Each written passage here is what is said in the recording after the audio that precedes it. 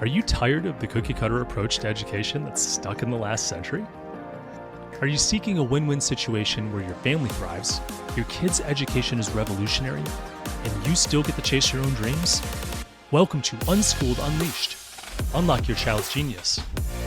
I'm your host, Matthew Jarecki, an unapologetic rebel dad and promoter of what many consider to be educational anarchy. You know the world isn't going to be won by those that just toe the line. It's the innovators, the visionaries, and the resilient spirits that are going to thrive. Our mission here is to forge those world changers within our very homes with less stress, energy, and time. Unschooled Unleashed starts now. Welcome back to another terrific episode of Unschooled Unleashed. I'm your host, Matthew Jarecki, and today we're going to talk about motivating your children. How to get your children motivated to do the things that you know would be beneficial, but they don't want to do, right? That's the one big fear we have in unschooling is my child will not know how to do math, read, write, all the stuff, right? Some essential thing is absolutely missed. That's the guarantee of a curriculum, the nice, safe curriculum that they advertise, that we've rejected and said, I'm willing to take that risk for the benefit of my child, not hating learning and finding their own path. Well, I listened to a YouTube, it's really just a podcast from the Diary of a CEO, and it was by this, they were interviewing a guy who was a former CIA spy named Andrew Bustamante, and I took some meta lessons from what he was talking about on the podcast and applied them to home education and intentional unschooling and that framework. And the podcast was, at least in part, how to motivate someone, right? And it was talking about it in the business world. I'm applying it to our children and home education. So I hope you enjoy it, and I hope you get some value out of it. Let's dive in. Today, we're talking about motivating your children. I think that there's a lot of value in being able to motivate your children to go down the path that you think is the most productive or the best path. Again, they have free will, and that's a big part of unschooling, is allowing them to choose freedom to learn whatever they want. However, we know as parents that there are some things that are going to be more beneficial than others. There's nothing wrong with learning stuff that doesn't have as much value. I mean, some things are just an art that, doesn't apply much productive value on the other end, but it is still valuable to that person or your child. So I think there's value in that. But we know that we need to guide our child. We need to help build them up to be a functional, healthy adult, and that requires parents taking responsibility for doing a couple things to help make their children that well-rounded, healthy individual. What I call that is intentional unschooling. And this is combining the unschooling principles with parental responsibilities. So let's just go through that real quick, because this is going to set the context as to why this is motivating your children is important. The definition of intentional unschooling is combining the unschooling principles with parental responsibilities to create that stress-free and enriching learning environment. So the unschooling principles that I'm talking about are, 1, child-led learning. Children can take the wheel of their educational journey, meaning they can follow their own interests. They can dive into their curiosities and move at their own pace. Child-led. That's fundamental in unschooling. It's also interest-based. This is where the child is going to dive into their interest, whatever it is. I think it's what makes it so effective, unschooling so effective, is because children do a deep dive into something they're interested in, and not only learn a topic, but they remember a topic. They are internally motivated, which means me to my next core part of unschooling. An unschooling principle is intrinsic motivation. They have an innate curiosity, and allowing them to follow that innate curiosity is going to really just continue to propel them. It's that intrinsic motivation, the desire to understand the world. I think that's very important. That's why unschooling is so efficient in that regard. We also must respect the child and their various thoughts, desires, and decisions. giving them liberty, we have to then respect their decisions, which again is why it's so important to be able to motivate your child into learning something that you know is going to be necessary for them to be a healthy whole adult. We also need to provide flexibility. That means adapt to their different learning styles, pace of learning something, and the different types of ways to just whatever needs they might have. We just need to be able to support that. Now, that's unschooling. Now, I call my brand of unschooling intentional unschooling, and this is where we add parental responsibilities on top of that. To summarize it is exposure to a variety of ideas, environments, topics, potential areas of interest. Provide tools. This could be in the form of courses, giving them whatever technology they need, your time, experiences, connection to other people, maybe mentors, something like that. Encouragement. We need to reinforce that mistakes are okay, lean into discomfort, and reward creativity and innovation. We need to provide role models, meaning we're a role model, maybe someone else, but we need to give them people surrounding them, a support system in that sense, someone they can model. Highlight critical skills, and this is where today's episode comes in. We need to emphasize the importance of certain things that are going to be necessary to make them a healthy whole adult, including functional skills like reading, writing, arithmetic, technology, basic life skills like budgeting, stuff like that.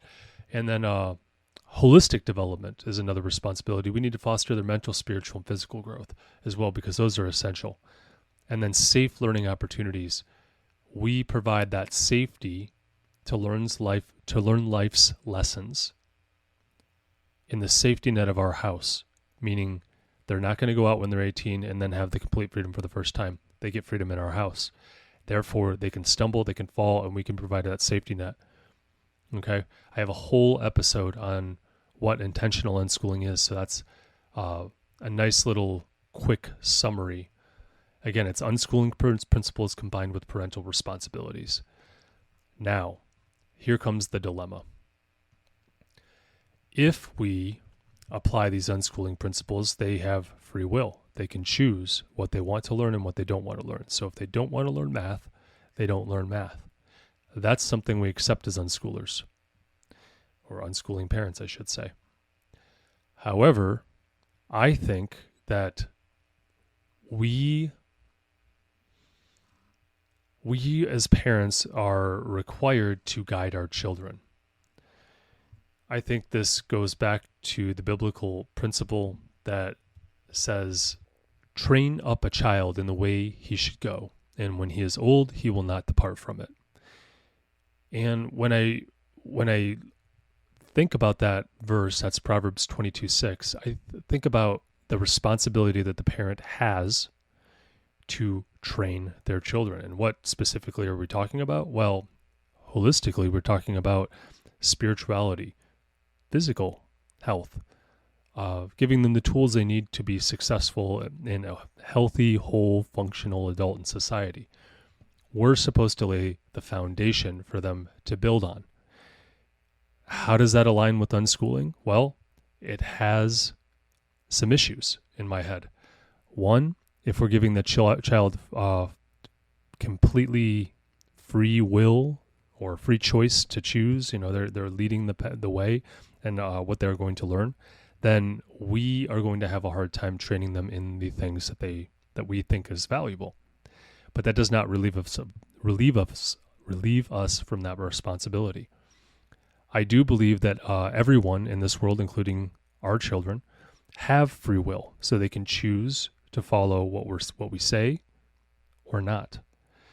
Respecting that free choice and helping them navigate knowing they have free will in this world where they have free will, I think is going to set them up for success the most, as opposed to just telling them what to do all the time and they have to follow it. Because when they leave your house, they're going to have free will for the first time, or have free choice, I should say. They always have free will. They're going to have free choice and they're going to make their own decisions. And why would you want that without a safety net? Why would you not want them to learn in your house when you can have 1, influence, 2, provide a safety net, and then 3, catch them in these teachable moments when they do fail so you can actually guide them? I think it needs to be done in this house, and I think unschooling is the way to be able to do that most effectively. Now, that's why I came up with this brand of unschooling I call intentional unschooling, is because we're able to train the child in the way he should go.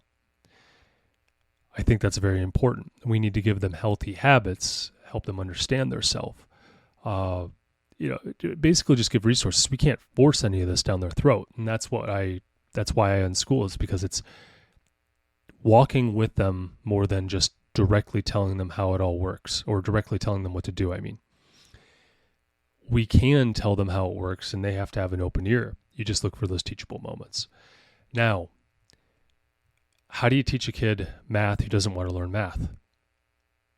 Well, there's a guy by the name of Andrew Bustamante. In his background, he's a former CIA officer. And what he did was he decided to take what he learned in the CIA, all the skills he had, and apply that to the business world. He saw that there was these were transferable skills. These were meta skills that they were teaching, at least some of the stuff. And understanding the way the human mind works, which is a lot of what they teach in the CIA, from my understanding.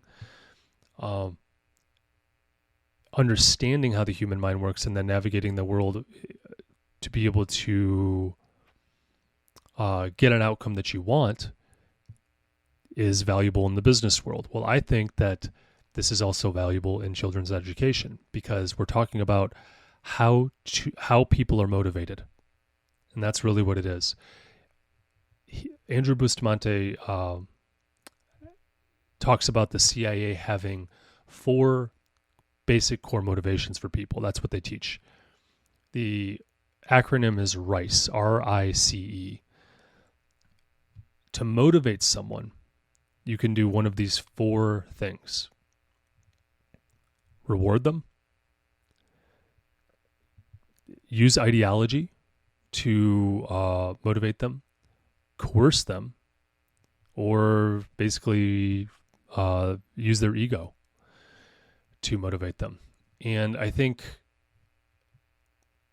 understanding these core motivations in the context of parenting or homeschooling is important when we're unschooling, because we can then motivate our children to learn something. And I'm not placing any judgment on any of these 4 basic core motivations. I don't necessarily use them all, but I'll tell you how, at least I don't try to necessarily all the time, but this is what motivates people. And I'll tell you, at least in my world, how I use these in context of unschooling in my kids' education. So the first one is rewards. This one, I don't really use that often, but let's talk about it. It's incentives. Rewards provide immediate positive feedback, reinforcing desired behaviors. So I don't use rewards in the context, or I don't use rewards very often in the context of giving them something in reward for their work. However, I do use it in the sense of feedback, right? There can be maybe a little bit of verbal praise. I focus on the thing they did, not them, their self. Like, I don't place value on them because of what they did, because I don't like that. I stay away from that. I place value on their hard work and their dedication and stuff like that, as opposed to, oh, you're so smart. No, I say something like, wow, that was a really smart decision, right? Stuff like that. So in that context, verbal praise. Wow, you worked really hard on solving that math problem. I'm really proud of you for working that hard. That was a really tough problem. That's how I would do that. I'm saying this was good in that sense. In addition to verbal, we'll call that verbal praise, they might earn extra privileges, right? These are just consequences of their actions. If you're able to let's say, handle what you eat all week, meaning you're not eating snacks constantly and you're not, you're making healthy habits. You're not complaining about dinner. You're not skipping meals because you don't like them.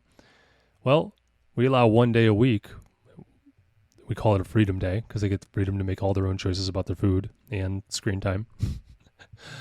We allow them to, because they've shown responsibility with being able to show restraint, we allow them to then reward themselves with maybe some donuts in the morning or a snack that they bought at the store.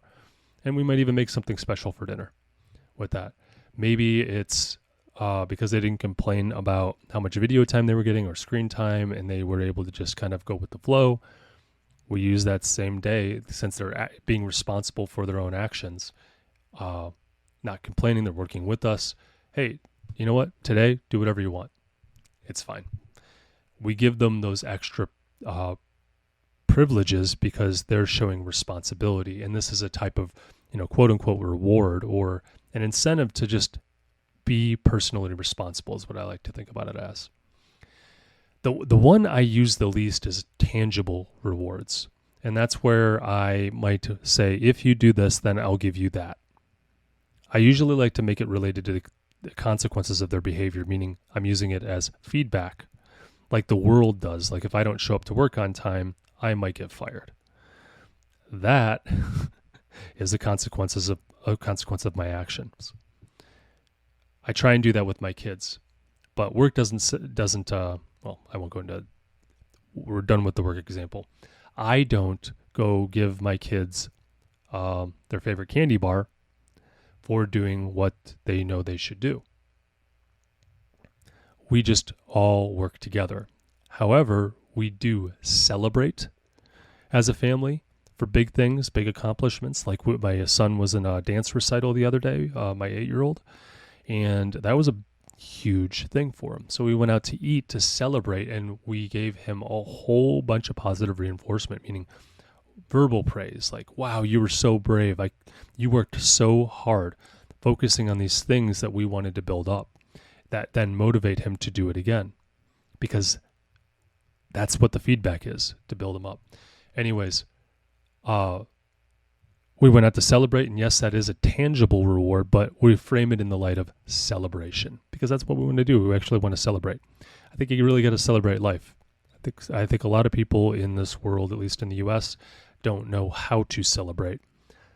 So we're trying to teach our kids to celebrate. We're trying to do it ourselves as well. Very rarely do I go, I'll give you a cookie if you can solve this math problem. Now, I did do that with my son the other day for the first time, my 10-year-old. I gave him the most difficult problem I thought that was, I didn't think he could get it, but he knew the principles of everything within it.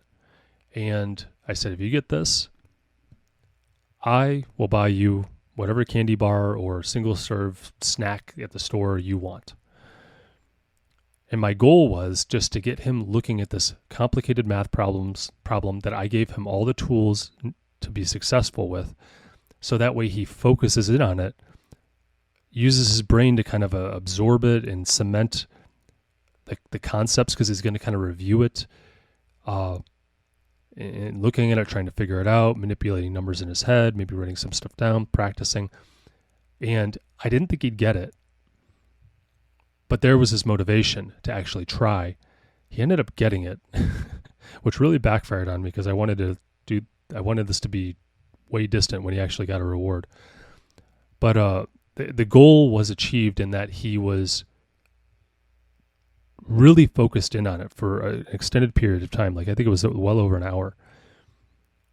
And those concepts were then cemented in his head. And even if he got it wrong, I'd go back and show him the right way, and he would quickly understand what he needed to do next time for that. This was a reward, right? And it motivated him.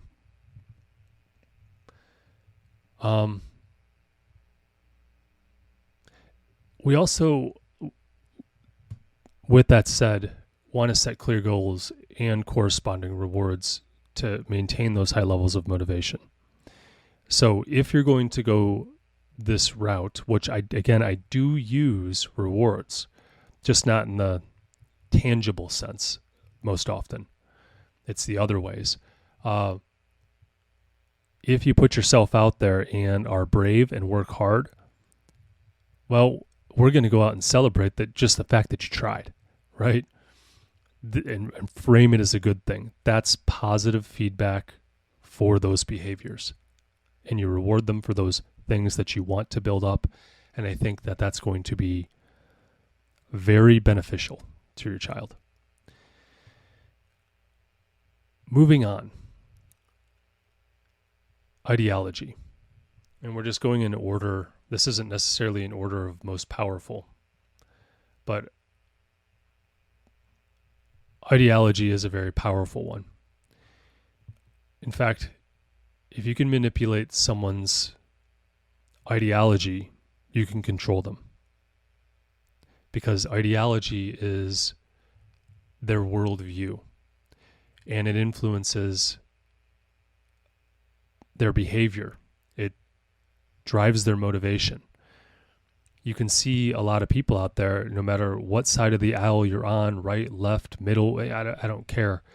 You can see ideology being pushed on in politics like crazy, at least U.S. politics. And ideology can be used for good, or it can be used for harm, right? Or just to control someone. And what I would like to do is use ideology to shape my child's worldview in a positive light that builds him or her up. That means I embed strong family values and beliefs that set my children up for the future. I want them to love learning. Learning should be fun. That's an ideology. Learning is fun. That's why we unschool. We don't do math unless it's fun. And fun isn't the only reason that we do math, too. We show its value out there. Math is valuable. That's also ideology. And you can apply this to really anything, right? Strong morals are also an ideology. So, religion is just this, is part of an ideology, right? It's how you view the world and influences your behavior and motivates you. So, some of the ways we can do this is, one, show consistency in your ideology, right? If you think it's positive to pass on. Otherwise, you're a model for whatever ideology that you already have. So you have to get healthy yourself. And then communicate that to your children and continue to communicate it. Frame it through the worldview that you want to have them have, at least in the beginning. If you've ever been through any kind of counseling and you go back to like these world-shaping experiences when you had with a kid, as a kid, it's like, I was 7 years old and someone said, you have big feet. And then I thought for the rest of my life, that's why people won't love me, is because I have big feet, something like that. That's that ideology that you accept the way you view the world, and you keep it deep down, and you might not even remember it, but then it changes the way you perceive the world and how you interact with the world.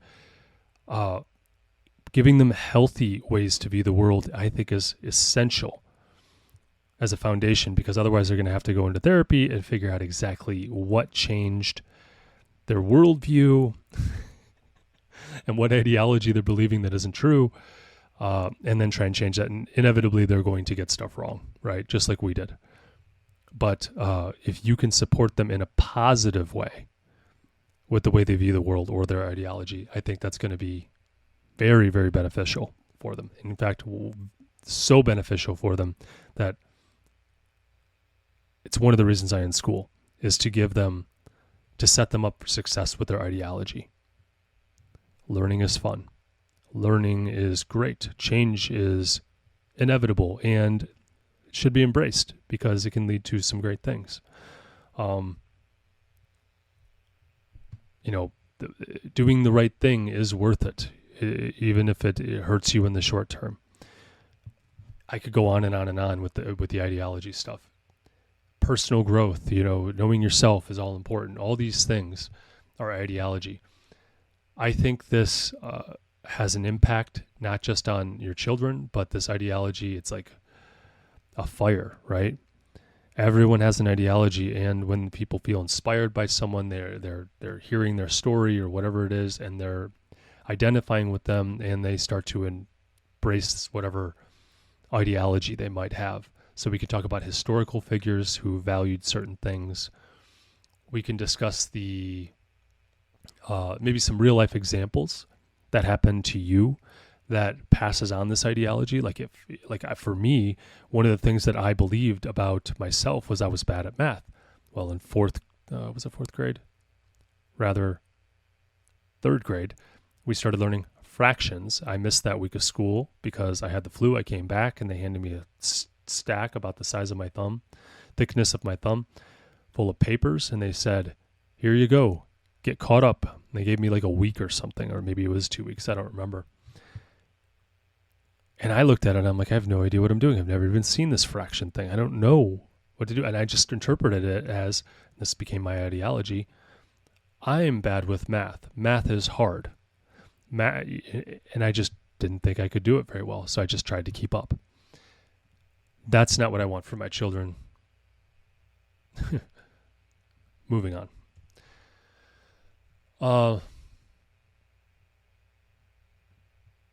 Adding on to that, I replaced that ideology when I went over and confronted my own fears.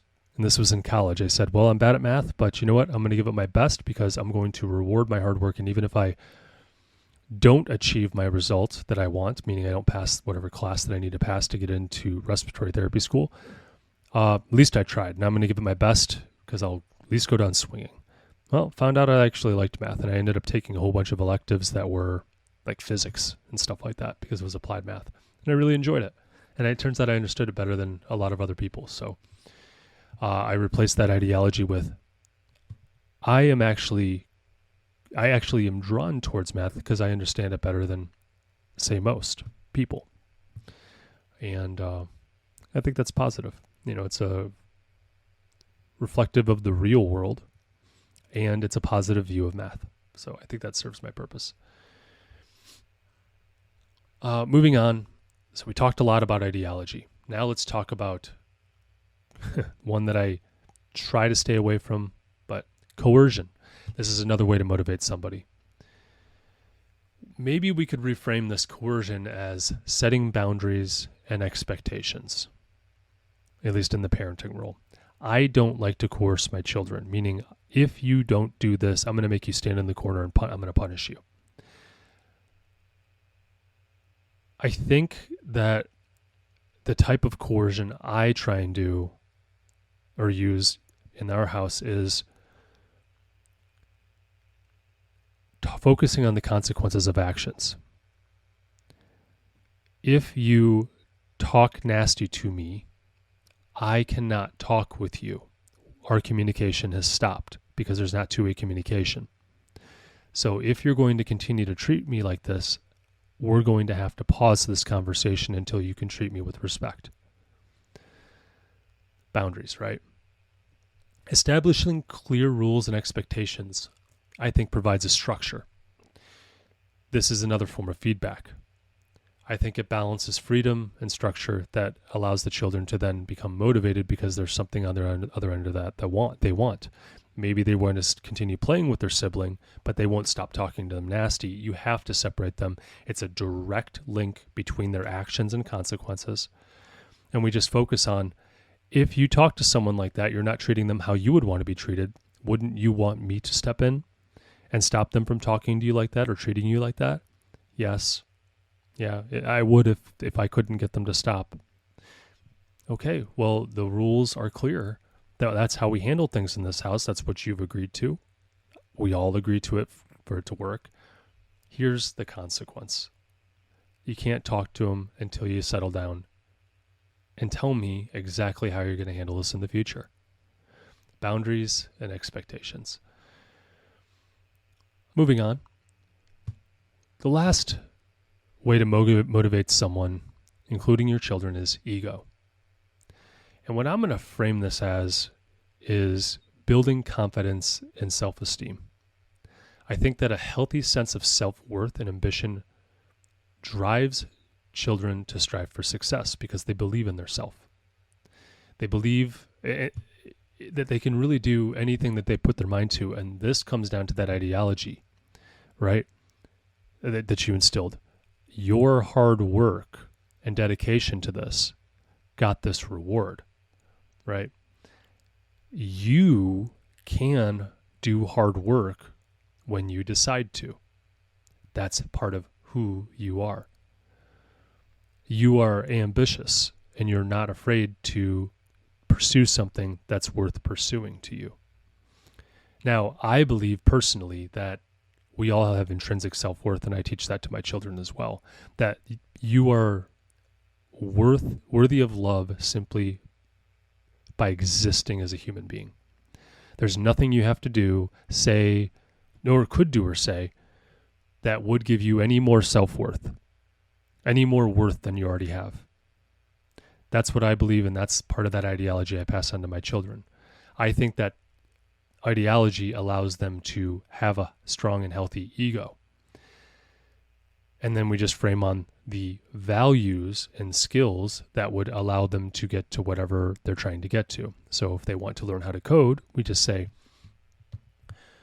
well, I know when you put your mind to something and you work hard, if you know it's worth it, I know you can do anything. That's what I've seen you do. You know you've done it, and you'll be successful, I'm sure, if you put your mind to it, if you decide to do that and make it about a choice, right? But they have that healthy sense of self-worth that gives them the confidence to move forward. And I think that's, you could think about it at the opposite end, where if we were to go over and instill the exact opposite values, they'd be afraid to do anything. And if you say, you're speaking to their ego, like, you're not worth anything, you always quit stuff. Well, you're speaking that into your child. Guess what? They're always going to do that anyway.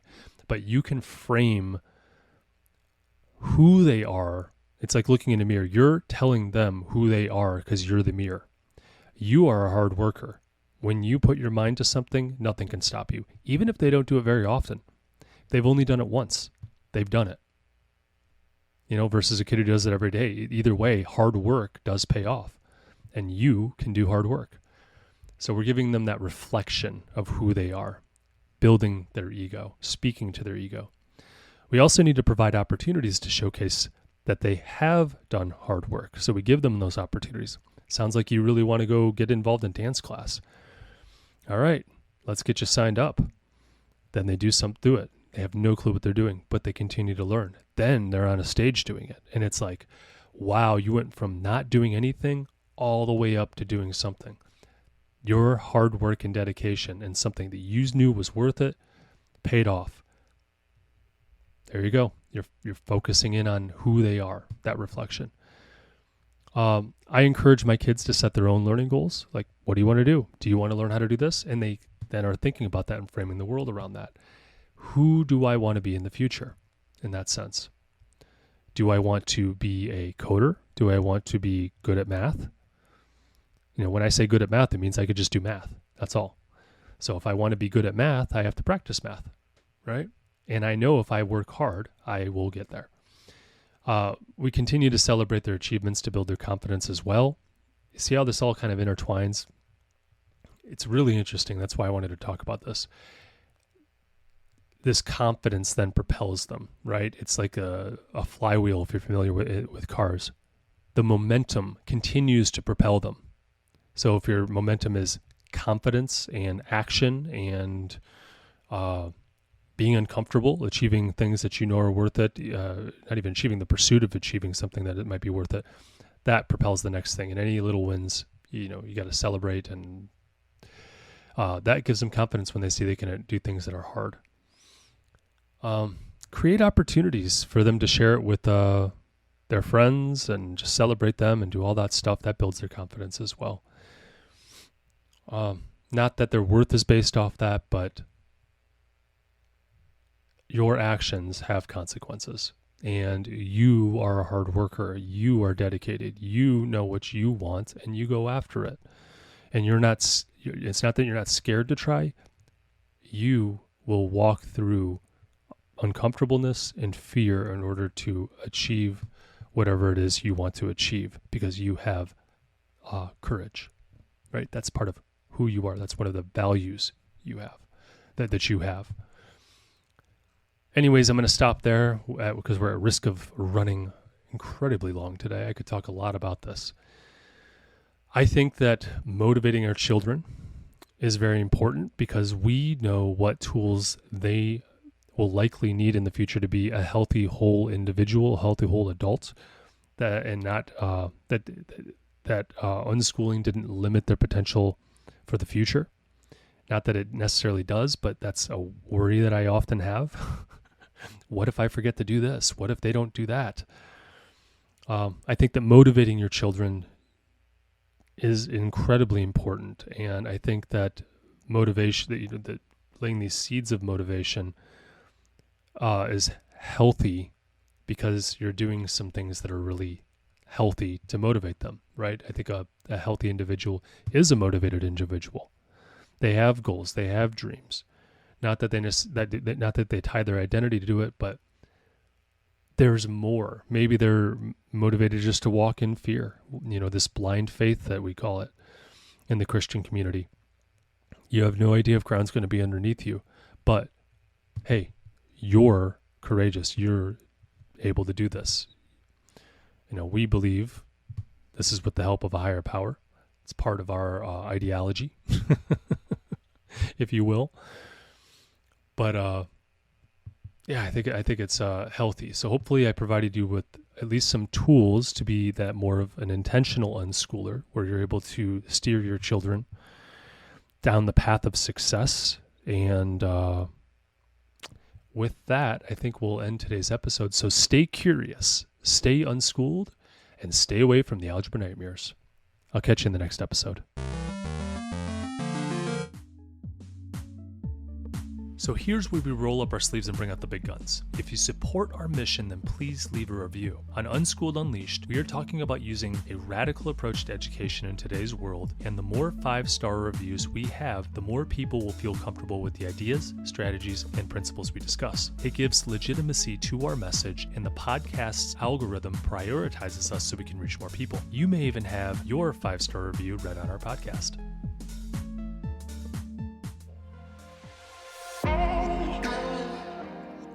Before I let you go, I have to pause and say this from the bottom of my heart. Thank you. Your presence here is the fuel that ignites this movement. I am incredibly moved that you trust in us enough to click play. You, my friends, are the caped heroes in this story, the guardians of your family's learning journey, and a beacon of hope for your community. Be bold. Do what you think is best for you and your family. Thanks again for tuning in and taking this courageous leap outside of the box for this educational revolution. Welcome to the front line.